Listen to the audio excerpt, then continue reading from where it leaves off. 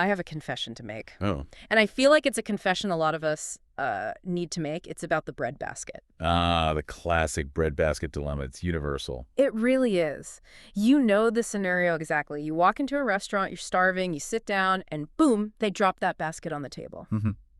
It's warm, smells amazing. It smells like heaven, and immediately I'm in this like full-blown internal crisis. I know that feeling. Because half of me is screaming, I need that carbohydrate in my life right now, and the other half is doing this frantic mental math, you know? Calculating the damage. The carb crash, the blood sugar spike, the brain fog, and then, of course, the inevitable guilt trip that arrives about 45 minutes later.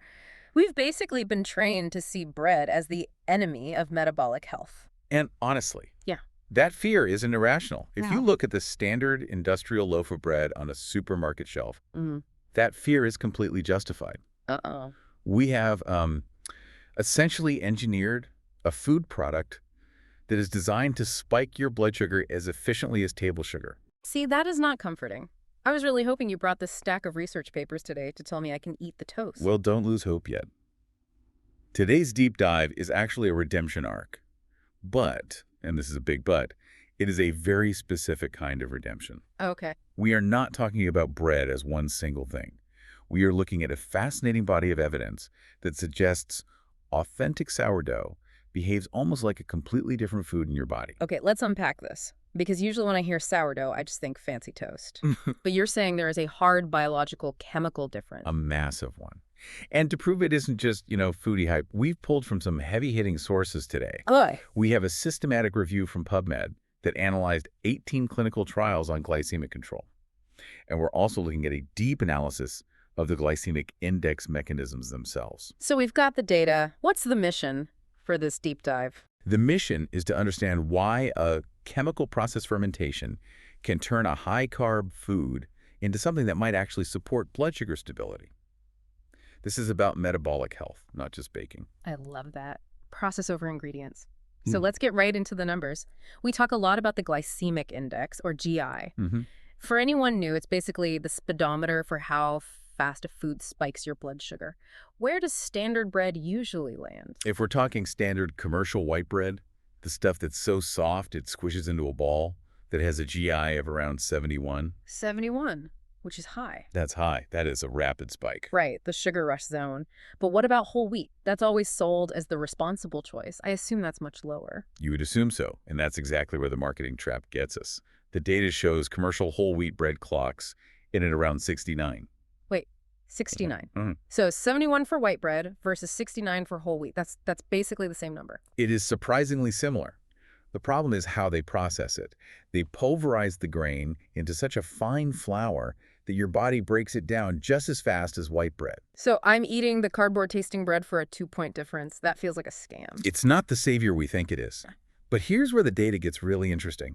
When we shift to traditional sourdough, and I mean one with a long ferment, 12 to 24 hours, the GI drops. How much? We're seeing numbers between 53 and 55. Wow.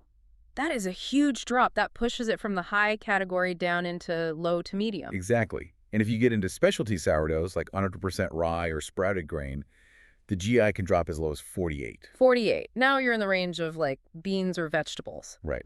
Okay, so how is this physically possible? How does flour and water sitting on a counter become low GI? Is the bacteria eating the carbs? In a way, yes. Yeah. That is the fundamental why. A sourdough starter is a living culture of wild yeast and lactic acid bacteria. And for 24 hours, they are feasting on the simple sugars in that dough. So they're eating the sugar so I don't have to. Correct. They are pre-digesting the carbohydrates for you. That makes sense in theory, but did the clinical trials actually show this in people? Oh yeah, this is human data. The PubMed review confirmed it. They tracked blood glucose at 60 and 120 minutes after eating. Consistently, sourdough led to a significantly blunted glucose curve. A blunted curve. That's the difference between feeling fine after lunch versus needing a nap under your desk. Precisely. It's avoiding that reactive hypoglycemia. However, I do want to add a layer of nuance here because we value accuracy. Of course.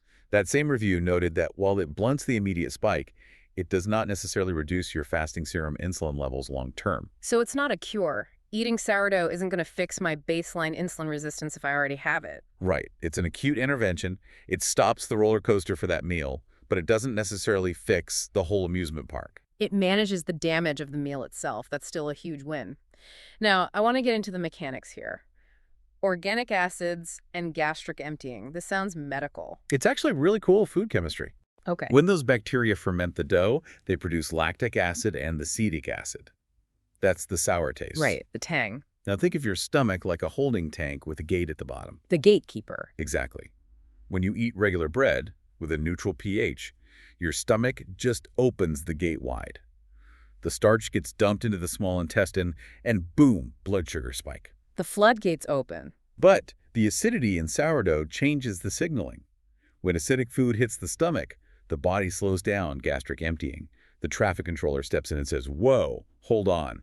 Let's release this slowly. So the food literally leaves your stomach slower. Much slower. And there's a second mechanism, too. That acidic environment makes your digestive enzymes, your amylases, work less efficiently. So the sourdough is sabotaging my own enzymes? Inhibiting is the polite term, but yes, it handcuffs them slightly. So you have food entering the intestine slower, and the enzymes breaking it down slower. That explains the gentle hill instead of a sharp spike. That's the curve. In fact, one study showed that the lactic acid from a 24-hour fermentation reduced the glycemic response by nearly 25%. Just from the acid. It's incredible that ancient civilizations figured this out. It was survival and intuition. We've just optimized it away in the last 50 years for speed. Speaking of that, there's another term that kept popping up. Resistant starch. This one always confuses me. How can starch be resistant? It's resistant to digestion. It's a fascinator. It bypasses your small intestine entirely and travels straight to the colon. So if it's not turning into sugar, it acts more like fiber. Exactly. It doesn't spike your blood sugar because it never enters the bloodstream as glucose. And the sourdough process is uniquely good at creating this through something called retrogradation. Retrogradation. Sounds like a bad 80s band. It does, doesn't it? But it's just about crystallization. During the long fermentation, and especially after baking as it cools, the starch molecules realign and tighten up into a structure your enzymes just can't break through.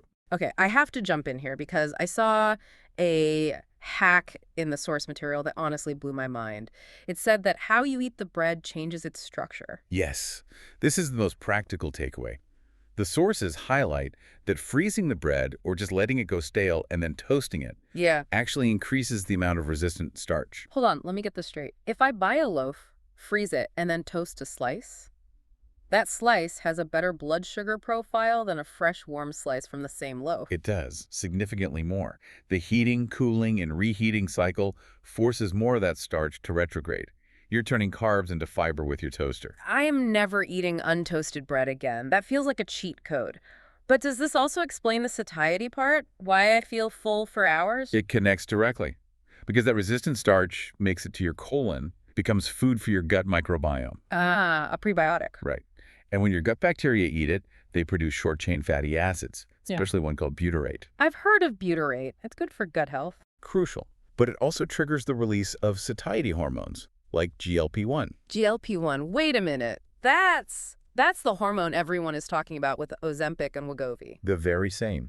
GLP-1 is a natural hormone your body produces to signal, I'm full. Sourdough stimulates your body to produce it naturally. Which explains the crash and crave cycle from white bread. Exactly. With a bagel, your insulin spikes, plummets, and your brain screams for more energy an hour later. Sourdough gives you sustained fuel. It's the difference between fuel and kindling. White bread is a newspaper fire. Sourdough is a slow-burning log.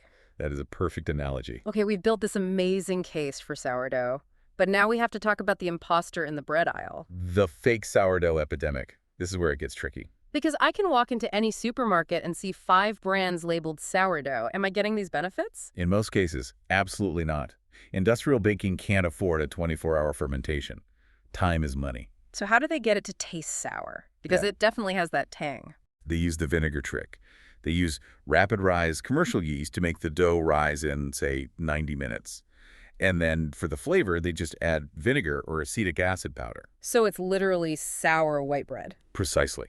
And the metabolic outcome is identical to white bread. You get the sour taste, but none of the starch modification, none of the organic acids, zero health benefits. That feels like it should be illegal. It's so misleading. The regulation on the term sourdough is very, very loose. Okay, so we need a checklist. If I'm standing in the grocery store, how do I spot a fake? First and foremost, ingredients. This is the dead giveaway. What am I looking for? Real sourdough is simple. Flour, water, salt, starter. That's it. If you see yeast, baker's yeast, or commercial yeast, it's a huge red flag. So if I see yeast and vinegar on the same label? Run away. That is a fake. Also look for preservatives like calcium propionate or dough conditioners.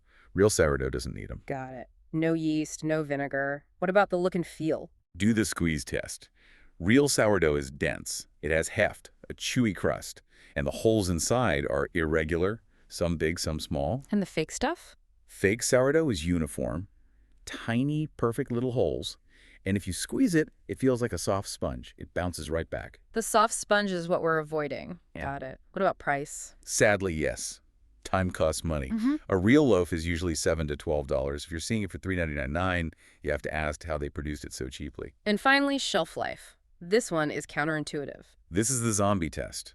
Real bread goes stale. It should start to harden after 5, maybe 7 days. If your sourdough is still soft and squishy after 2 weeks... It's a zombie loaf. Exactly. It's loaded with preservatives. If the bacteria in your kitchen don't want to eat it, your gut bacteria probably won't either. Okay, so to recap, we've gone from fearing the breadbasket to understanding that it's not just the flour, it's about time and bacteria. Yes. The fermentation transforms the food, it alters the starch, creates those organic acids, and feeds your microbiome. And for the listeners who really want to test their local bread, there was a personal experiment suggested in the notes. The blood sugar protocol. This is brilliant if you have a glucose meter. You can treat yourself like a science experiment. Walk me through it. You test your fasting sugar. Then you eat 50 grams of the bread, just the bread, no butter, and test your blood sugar at 1 hour and 2 hours. And you compare that to regular white bread on a different day. Exactly. If it's real sourdough, you should see a gentle rise and a slow return. If it's fake, you'll likely see a sharp mountain peak. Your body doesn't lie, even if the label does. That is a great takeaway. It puts the power back in our hands. It really does. And it raises an important question about our food system. We engineered food to be faster and cheaper. And we optimized for speed, not biology. Exactly. We broke the mechanism that made bread digestible for thousands of years. Well, this has completely changed how I look at the bakery section. I'm going to go find a real loaf, toast it for that extra resistant starch, and enjoy it. Just remember the fat pairing. Add some quality butter or olive oil. You slow down gastric, emptying even more. Pro tip. Before we sign off, I want to leave the listener with this thought to mull over. We live in a world of high-tech biohacks and expensive supplements. But the healthiest technology we might have is just letting dough sit on a counter for 2 days. Think about it. If your bread was made in 90 minutes, your body will process it in 90 minutes. And maybe, just maybe, that speed is exactly the problem. Couldn't have said it better. Thanks for listening to this deep dive. Go find some real bread. Stay curious.